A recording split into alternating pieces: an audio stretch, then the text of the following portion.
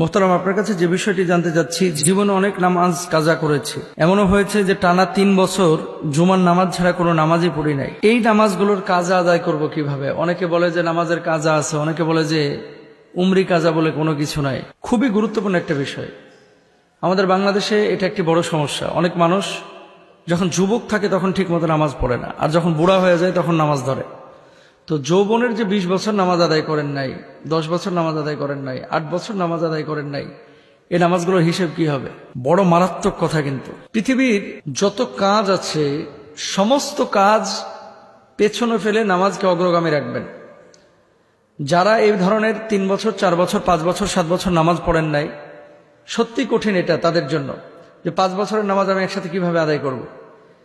এদের জন্য কিছু দিক নির্দেশনা আছে। 1 নম্বর, উম্মে আইমান রাদিয়াল্লাহু তাআলা থেকে বর্ণিত, রাসূল সাল্লাল্লাহু আলাইহি ওয়াসাল্লাম বলেছেন, লা তাতরুকুস সালাহ মুতাআম্মিদান ফাইন্নাহু মান তারাকাস সালাত মুতাআম্মিদান।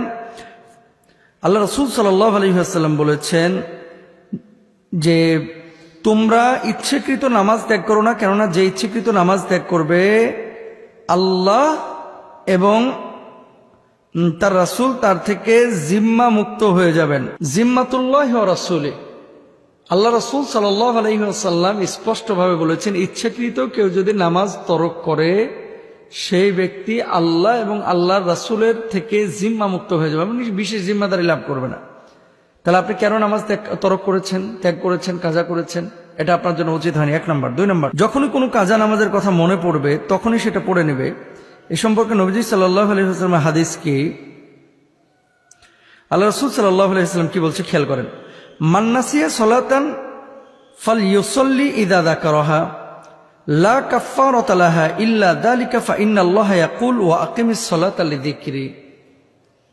আনাস ইবনে মালিক রাদিয়াল্লাহু তাআলা আনহু থেকে বর্ণিত, রাসূল সাল্লাল্লাহু আলাইহি ওয়াসাল্লাম বলেছেন, যদি কেউ কোনো নামাজের কথা ভুলে যায় তাহলে যখনই স্মরণ হবে তখন তাকে তা আদায় করতে হবে। এ ব্যতীত সে নামাজের অন্য কোনো কাফফারা নেই, কেননা আল্লাহ ইরশাদ করেছেন, আমাকে স্মরণের উদ্দেশ্যে নামাজ কায়েম করো।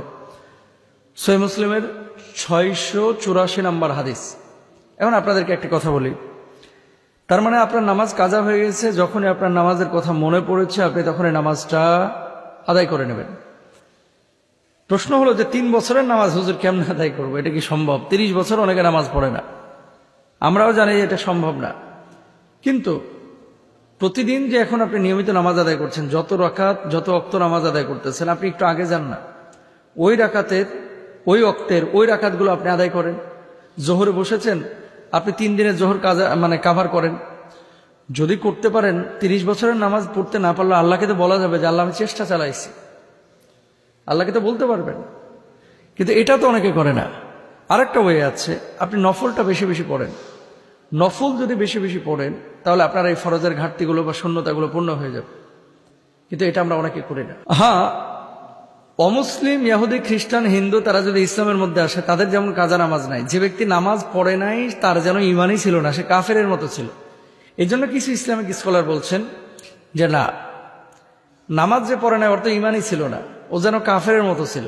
সুতরাং নতুন করে নামাজ শুরু করেছে তওবা করে, বাস এনাফ, তার জন্য এটাই যথেষ্ট, নতুন করে আর কাজা করা লাগবে না। তবে আমাদের মতামত হলো আপনাদের কাছে, হানাফি মাযহাবের রায়টাও এরকমই, যে আপনি প্রতি ওয়াক্তে কিছু কিছু অতীতের কাজা নামাজ করতে থাকবেন। এভাবে আপনি কবরে যান, অন্তত আল্লাহরে বলা যাবে যে আল্লাহ আমি কাজা করতে করতে আজকে কবরে এসেছি, আল্লাহ আমি তো নফল পড়তে পড়তে এসেছি, আল্লাহ আমি তো পরবর্তীতে আর কাজা করি নাই, আল্লাহ ইনশাল্লাহ মাফ করবে।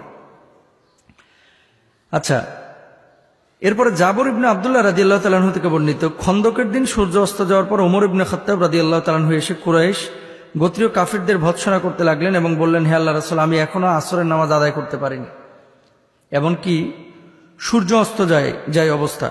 আল্লাহ রাসূল সাল্লাল্লাহু আলাইহি ওয়াসাল্লাম বললেন, আল্লাহর শপথ, আমিও আসরের নামাজ এখন আদায় করি নাই। মানে নবীজিও সূর্য অস্তমিত হয়ে যাচ্ছে, সেদিন নামাজ আদায় করেন নাই। অতঃপর আমরা উঠে বুহতানের দিকে গেলাম, সেখানে তিনি নামাজের জন্য ওযু করলেন এবং আমরা ওযু করলাম। অতঃপর সূর্য ডুবে গেলে আসরের নামাজ আদায় করেন, অতঃপর মাগরিবের নামাজ আদায় করেন। বুখারী হাদিস। তার মানে কি, নামাজ যদি যৌক্তিক কারণে কখনো কাজা হয় সাথে সাথে আদায় করে নিতে হবে। আল্লাহ তাআলা আমাদের বোঝার তৌফিক দান করে। আরেকটা বিষয় বলি, 5 ওয়াক্ত নামাজ যদি কাজা হয়ে যায় 6ষ্ঠ ওয়াক্তের আগে আপনারা আদায় করে নেবেন। 5 ওয়াক্ত যদি কাজা হয়ে যায় 6ষ্ঠ ওয়াক্ত আদায় করার আগে এগুলো আদায় করে নেবেন। এরপরে যদি বেশি হয়ে যায় তাহলে নেক্সট ওয়াক্ত যেটা আছে এটাকে আদায় করে পরবর্তী কাজাগুলো করে নেবেন। আল্লাহ তাআলা আমাদের তৌফিক দান করুন। আসসালামু